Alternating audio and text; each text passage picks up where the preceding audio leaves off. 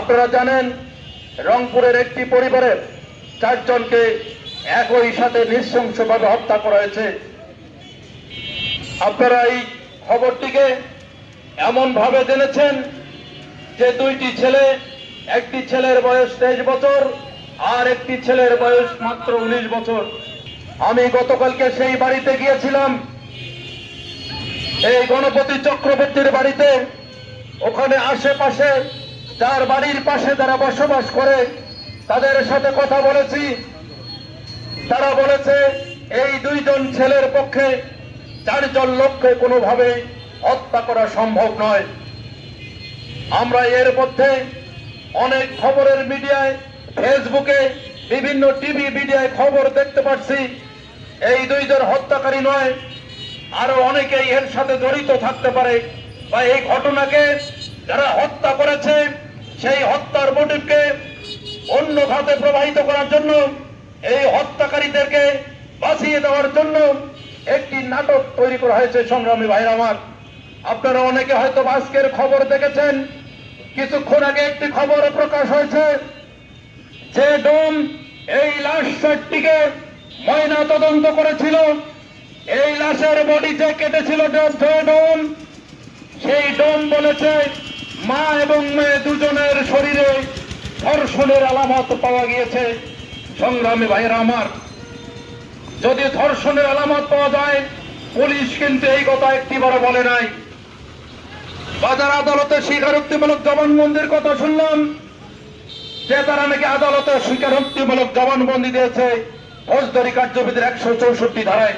সংগ্রামী ভাইরা আপনারা জানেন, আমি অ্যাডভোকেট হিসেবে বলতে পারি 164 ধারার জবানবন্দি যদি দিয়ে থাকে, তাদেরকে ইতিপূর্বে হয়তো বা ভয়ভীতি দেখানো হয়েছিল এমন ভাবে যে এই কথা না বললে তোমাদেরকে শেষ করে দেওয়া হবে, বা অন্য এটা করা হবে সেটা করা হবে।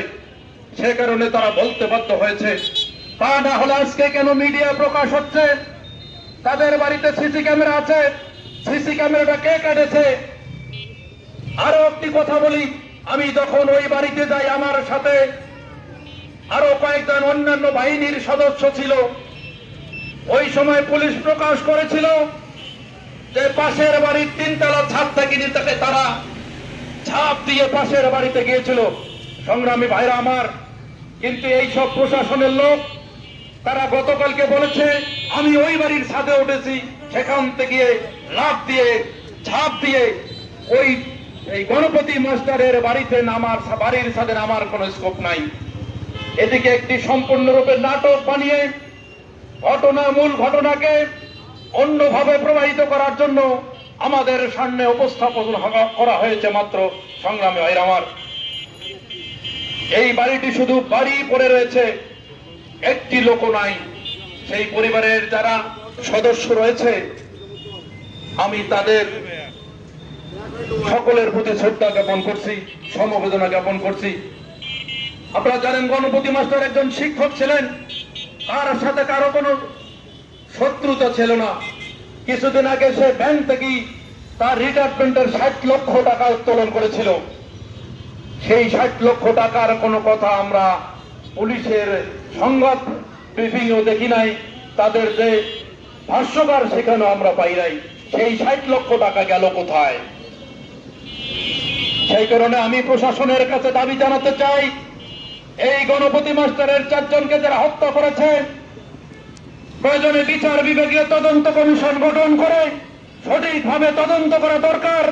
সঠিকভাবে তদন্ত করুন, কারা এদেরকে হত্যা করেছে, কারা এদেরকে নির্মমভাবে খুন করেছে, কারা এই 2 মা এবং বোনকে ধর্ষণ করেছে। আমি এই ঘটনার দৃষ্টান্তমূলক শাস্তি দাবি করি। এই বিচার বিভাগীয় তদন্ত কমিশন করে যারা এর সাথে জড়িত তাদেরকে আইনের আওতায় আনার দাবি জানাচ্ছি। এদেশের ধর্মীয় সংখ্যালঘু সম্প্রদায়কে দীর্ঘদিন থেকে যতবারই তাদের উপর হামলা করা হয়েছে, যতবারই হয়েছে, একটি ঘটনারও আমরা বিচার পাই নাই। আমি চাই প্রত্যেকটি ঘটনার সুষ্ঠু তদন্ত সাপেক্ষে বিচার করা হোক।